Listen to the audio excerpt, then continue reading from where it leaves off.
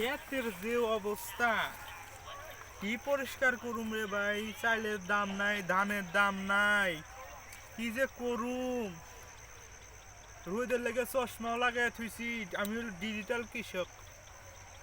না, হেনে রাখা যাবে না। কি যে অবস্থা আমার ক্ষেতের, দেখেন ক্ষেতের মাটির অবস্থা। পানা পানা দিয়ে বইরে গেছে আমার পুরা ক্ষেত। হ্যাঁ, কি করুম? কোনো কোনো কিছু দিক মিক পাইতাছি না। আহ, এই আপনাকে আরেকটা জিনিস দেয়, হ্যাঁ, আপনারা শহরের সাহেবেরা থাকেন, এই দেখেন,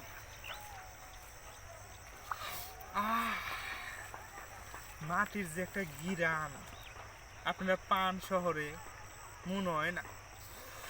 আহ শান্তি। এইটুক শহরের বাইক লেগে লয়ে যেতেছি, পার্সেল করে পাঠিয়ে দিব, বুঝছেন না? হ্যাঁ, কি সুন্দর গিরান। না, ক্ষেতটা পরিষ্কার করতে হইব। ক্ষেতে যে আমার পানা জমছে। সুন্দর।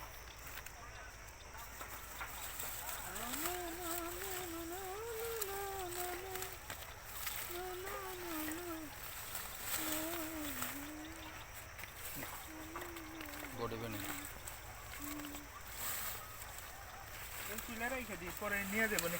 ওই যারা গরুর লেগে নিয়ে দেয়, রেখে দিই। কি যে একটা অবস্থা ভাই ক্ষেতের। চশমাটা লাগান না কৃষক ভাই, আপনার তো ডিজিটাল কৃষক। আহ! মুরব্বি, আস্তে আস্তে মুরব্বি। শান্তি শান্তি, কি যে একটা শান্তি পাইতেছি ভাই গন্ধরা নিয়ে, তা আপনারা বইলা বোঝাইতে পারুন না। শান্তি শান্তি। উম, আর টাইগার পরিষ্কার করুন না, কে মশা, বুঝছেন না? দুনিয়ার মশা, মশা রে ভাই, মশা।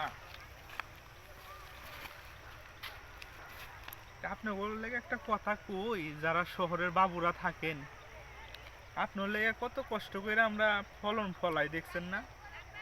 থাকেন ফ্ল্যাটে, আর গরিব মানুষকে মানুষ মনে করেন না।